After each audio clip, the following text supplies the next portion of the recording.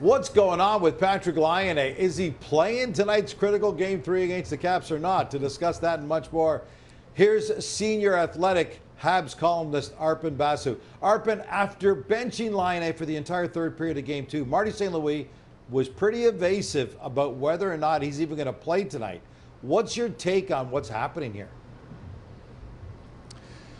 I think Patrik Laine has been playing through some sort of injury for a while now, and honestly, like, you look at him, uncorking one-timers is his superpower. It's really the only reason he's in the lineup is so that he can provide goals on the power play. He doesn't seem comfortable taking one-timers, and if Patrik Laine is not comfortable taking one-timers, you're not getting much else from him. And so I think it's been pretty clear prior to the playoffs, even in the last few games of the regular season, that he's nursing something. Today, the Canadiens termed his absence at morning skate as a maintenance day, which further suggests that he's nursing something. So I personally think the way that he's not been able to shoot the puck the way we're used to makes it a pretty easy decision for Martin St. Louis to not play him in this game, especially with how well they performed with Laine on the bench in the third period of Game 2. We'll see what happens, but I'd be pretty stunned to see him in the lineup tonight. Sometimes we look at a guy of his stature and say a guy like Laine at 80% of his ability is still better than not having him in the lineup at all. But given what he brings and the fact that he can give away the puck if he's not 100%, do you think that's why there's a possibility he could be watching instead of playing tonight's game? Well, I mean, that 80% rule could apply to a whole bunch of players who provide value with their smarts and the way they play the game and their placement without the puck, but none of that stuff applies to Patrik Laine. With all due respect to him, that's not his strength. His strength is shooting the puck, and if he can't shoot the puck the way he normally does, then there really is no argument to put him in. And frankly, the Canadiens could easily present it to him and be like, listen, we need you healthy. We need you to be able to shoot at full capacity. Until you can do that, we're not going to put you in the lineup. We're going to try and extend this series so that you can get back in and make an impact, particularly on the power play. But right now, the power play is a total desert in terms of production. It's dating back to the beginning of April, and I think, again, that's further evidence that Patrik Laine is not at the height of his powers shooting the puck wise. He doesn't bring you anything else. I mean, that's just reality, and I think Martin St. Louis sees that. It's not the first time he's been benched in the third period of games. He's done this numerous times because his puck management, the decision making on the ice, all of it is an issue. It's a problem for the Canadiens. And so if he's not able to provide that edge that he provides by putting the puck in the net on the power play, then there really is no other reason to have him in the lineup. All right, to the game itself then. Bell Center is going to be crazy there tonight. Brutal on opponents, but it could also be a little bit overwhelming on the home side. If I've got this right, Brendan Gallagher is the only current Hab who's played a postseason game in front of the crazed fans at the Bell Center. Do I have that right?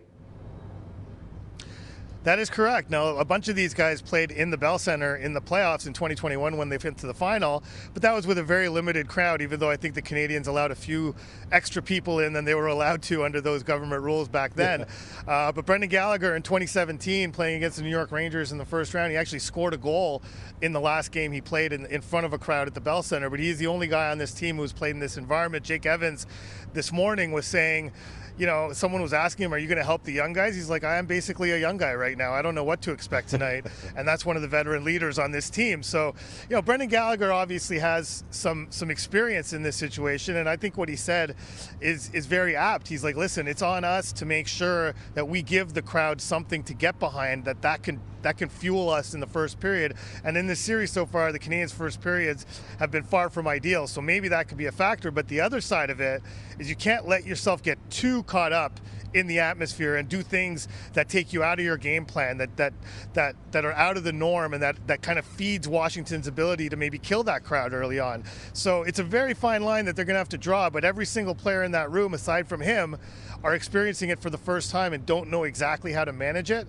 So that's going to be something to watch early on. Do you see guys going out of their way to lay a big hit to get the crowd going even more, but that creates an odd man rush the other way? These are the kinds of decisions the Canadiens are going to have to manage and not let the crowd dictate their decision making to too great of an extent. And the best way to get this crowd behind them is going to be to play smart hockey and actually get a lead in the first period instead of playing on their heels the way they have in games 1 and 2 in the first period.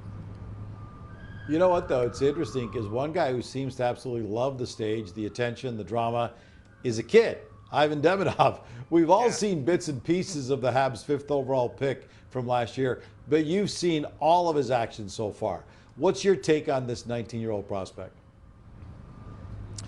I mean, he's a special guy, right? He's a special kid. He's got incredible talent. He's super creative, and doesn't really lose his cool too often. But so far, he has not been playing with the puck on his stick too often. He's been on a line with Alex Newhook and Laine. They have been stuck in their end defending because of poor decisions in terms of puck management. So to get him in a situation where he actually has the puck on his stick and is playing in the offensive zone, I think is pretty important for Marty St. Louis. This is a kid who can create things offensively that very few people on the Canadiens lineup can do. They've scored 3 goals in 2 games. It's a situation where they're at home. Marty St. Louis can control the matchup, but they have to put him in a situation like the one that we saw in the 3rd period of Game 2, where he was playing with Jake Evans and Newhook. Evans is far better in the faceoff circle than Newhook is. He's a better defensive player that can secure possession for that line, and we saw that in that period. They created a number of chances, and you saw Demidov start to get noticeable a little bit more. And it's funny, this morning I was talking to Ryan Leonard, the Capitals rookie who came in after his college season, and he was telling me how it took him until the last 2 games of the regular season to really feel like himself. Well, that would more or less get you to this game for Demidov. You know, he had 2 games in the regular season. He's had 2 playoff games so far. Is that enough to make him feel himself? Because if it is, and if he can go out there and play the way he knows how to play, he can definitely be a difference maker for this Canadiens team. But I think it's going to be on Marty St. Louis to put him in situations where he can make a difference. Man, he's great to watch. The Habs were not a great road team this season, bottom third of the league, so no huge surprise. They went, yeah, he is electric, yeah.